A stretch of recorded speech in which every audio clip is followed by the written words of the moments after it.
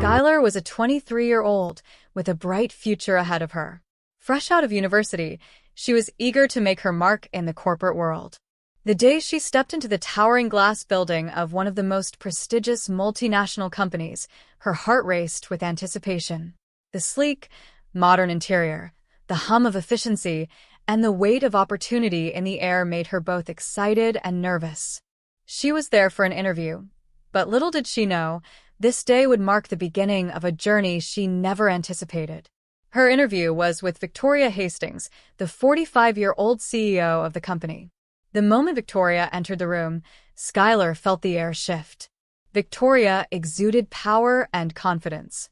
Her sharp features were framed by perfectly styled, ash-blonde hair. Her tailored suit hugged her tall, statuesque frame, and her piercing blue eyes held a commanding intensity.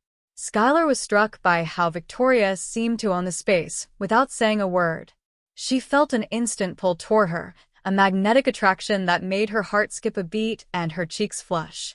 But she reminded herself to stay professional, even as her mind raced. Victoria's voice was low and steady, her questions sharp and probing. Every word she spoke carried authority, and yet there was something captivating about her presence. Skylar found herself hanging on every word, eager to impress, yet increasingly aware of how her pulse quickened under Victoria's gaze.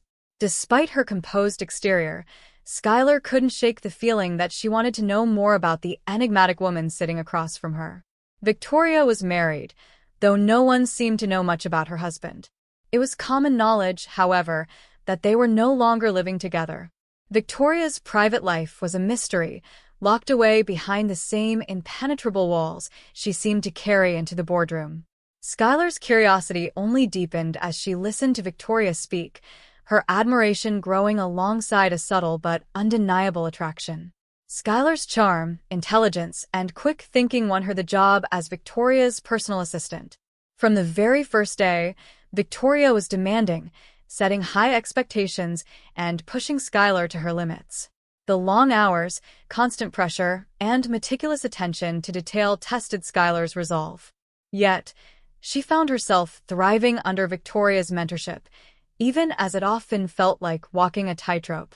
Each interaction left her both exhilarated and unnerved, her attraction to Victoria growing with every glance, every fleeting moment of unspoken tension.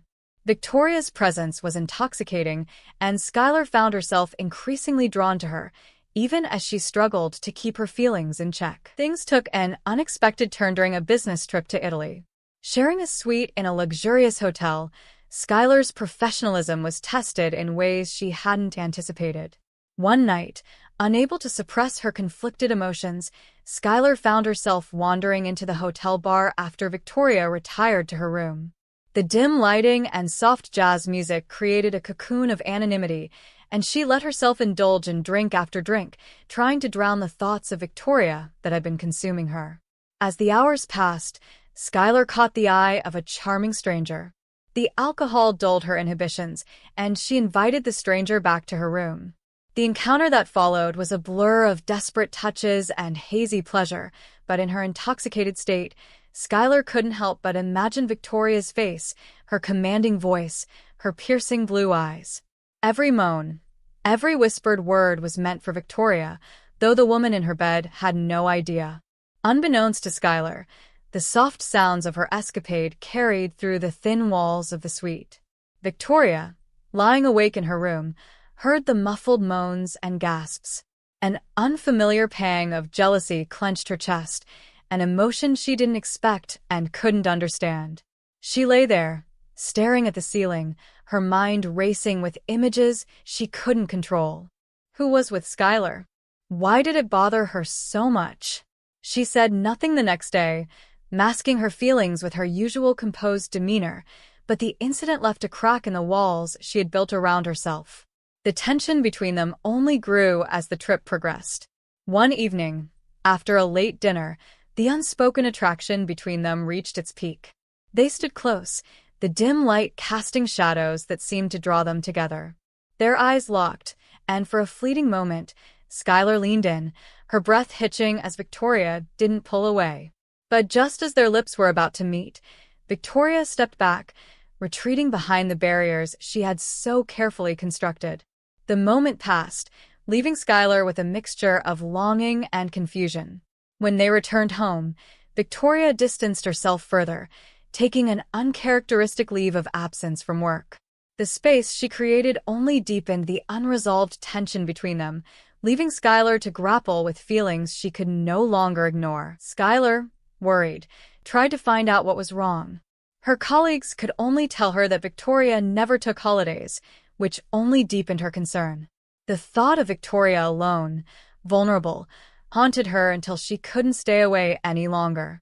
After a few days, Skylar decided to visit Victoria at her home. She knocked on the heavy oak door, her heart pounding as she rehearsed what to say. When Victoria opened the door, Skylar's breath caught. Victoria looked pale, her usual composed elegance replaced by a fragile, almost haunted expression. She wore a loose cardigan, her hair unkempt, and her piercing blue eyes seemed dimmer than usual. "Skylar," Victoria said softly, surprise flickering across her face. "Why aren't you coming to the office?" Skylar asked gently, her concern evident in her tone. Victoria hesitated, avoiding her gaze. "I'm sick," she replied, her voice flat. Skylar stepped closer, her brow furrowing. "I know you're lying," she said firmly, her voice laced with both worry and determination. "You're not yourself, and I'm not leaving until you tell me what's really going on." Victoria stepped aside reluctantly, letting Skylar into the pristine but cold interior of her home. The silence was heavy, the air thick with unspoken tension. Skylar turned to face her, her eyes softening as she saw the cracks in Victoria's usual armor. "If you're stressed or overwhelmed, let me help you," Skylar said, her voice quieter now, almost pleading. "You don't have to go through this alone. Just this once, we can keep it between us." Victoria opened her mouth to respond, but the words caught in her throat. Skylar took a step closer, the space between them charged with an unspoken connection that had been building for months. Her hand reached out tentatively, brushing against Victoria's. "Skylar," Victoria began, but her voice faltered as Skylar closed the distance between them, her lips capturing Victoria's in a kiss that was both tender and fervent. Victoria froze for a moment, then gave in, her hands gripping Skylar's waist as the kiss deepened. Months of suppressed desire and tension erupted in that moment, leaving no room for hesitation or doubt. The kiss turned hungry, their breaths mingling as they moved through the dimly lit living room, their bodies pressed close. Skylar's hands slid up to cup Victoria's face, her touch both reverent and desperate. "Are you sure?" Victoria whispered against Skylar's lips, her voice trembling with vulnerability. "I've never been more sure of anything," Skylar replied, her eyes searching Victoria's for any sign of doubt. That night, they surrendered to the passion that had simmered between them for so long. In the quiet sanctuary of Victoria's bedroom, their connection deepened, every touch and whispered word revealing a level of intimacy neither had dared to acknowledge before. Skylar was tender yet unrelenting, determined to show Victoria how deeply she cared. But as the morning light filtered through the curtains, the weight of reality returned. Victoria sat on the edge of the bed, her back to Skylar, her posture rigid. "This was a mistake," she said, her voice barely above a whisper. "We can't be together." Skylar sat up, her heart sinking. "Victoria, look at me," she said softly, reaching out to touch her shoulder. "I won't push you, but I know you want this. I know you feel what I feel. If it's truly a one-time thing, I'll respect that. But please, don't shut me out like this." Victoria turned, her eyes glistening with unshed tears. She didn't respond, but the look in her eyes spoke volumes. Skylar nodded, understanding that Victoria needed time to face her own fears and insecurities. For now, all she could do was wait. Victoria returned to work a few days later, her professional facade firmly in place, but her mind was a storm of emotions. The office felt emptier, without Skylar's vibrant presence, and Victoria couldn't ignore the ache in her chest. Skylar, however, couldn't stay away. One evening, she visited Victoria's office, her resolve breaking as she kissed her again. They succumbed to their passion once more, a desperate attempt to bridge the growing chasm between them. This time, Victoria suggested they keep their relationship secret, her voice laced with fear and self-doubt. But Skylar's persistence began to wear on her, and eventually, unable to bear the emotional turmoil of their hidden affair, Skylar resigned. Alone in her expansive home, Victoria was haunted by memories of Skylar and the echoes of her past. Her husband's abuse, both physical and emotional, had left deep, festering scars that no amount of success or control could heal. For 5 harrowing years, he had systematically broken her spirit. His words, cruel and cutting, echoed in her mind. "You're not good enough in bed. You're not beautiful. You're a failure."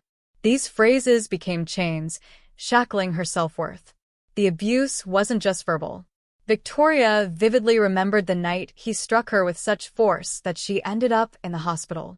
The physical pain had been excruciating, but the emotional betrayal cut even deeper. That night marked the end of her marriage. Her husband was arrested and eventually sentenced to prison, but the memories of his violence lingered, manifesting in moments of insecurity and self-loathing.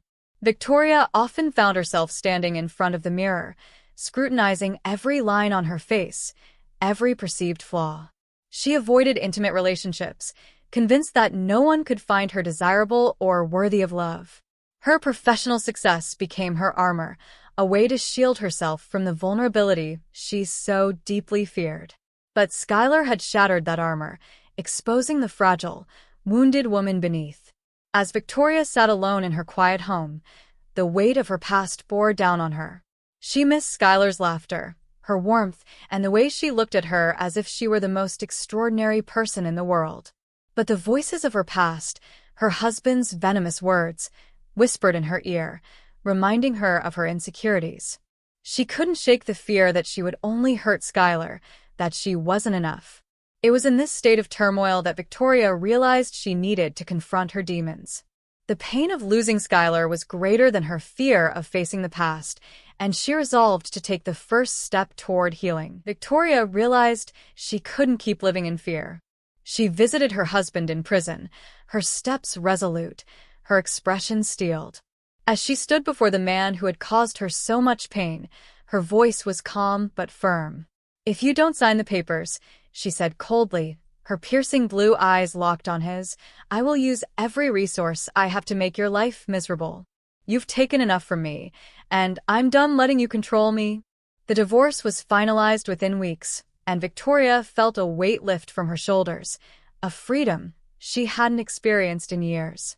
Without hesitation, she drove straight to Skylar's apartment, her heart pounding with a mix of fear and anticipation. When Skylar opened the door, her expression shifted from surprise to concern at the sight of Victoria, who looked both fragile and determined. Victoria stepped inside, and before Skylar could speak, she pulled her into a kiss. Tears streamed down her face as she broke away, her voice trembling. "I'm sorry," she whispered. "I've been so afraid. Afraid of what people would think, afraid of getting hurt again. But I can't keep running from this. From us." Skylar's eyes softened as she cupped Victoria's face, her thumb gently brushing away a tear. "You don't have to be afraid with me," she said, her voice steady and filled with conviction. "You're beautiful, Victoria. You're strong, and you deserve to be loved. Let me show you that." That night, their connection deepened in ways words couldn't capture. As they undressed, Skylar paused to take in Victoria's form, her gaze filled with awe and reverence. "You're stunning," Skylar murmured, her voice husky with emotion. "Every curve, every inch of you, is perfect. Don't ever doubt how beautiful you are." Victoria's insecurities began to melt under Skylar's touch and words. As they made love, Skylar was vocal, her whispers of adoration blending with soft gasps. She traced every line of Victoria's body with her fingers and lips, marveling at her strength and beauty. "I love this," Skylar said, her voice trembling with sincerity. "I love you." For the first time in years, Victoria felt truly seen and cherished. In Skylar's arms, she let herself believe that she was worthy of love and happiness. As they lay tangled together in the quiet aftermath, Skylar pressed a kiss to Victoria's temple and whispered, "I'll never let you forget how extraordinary you are."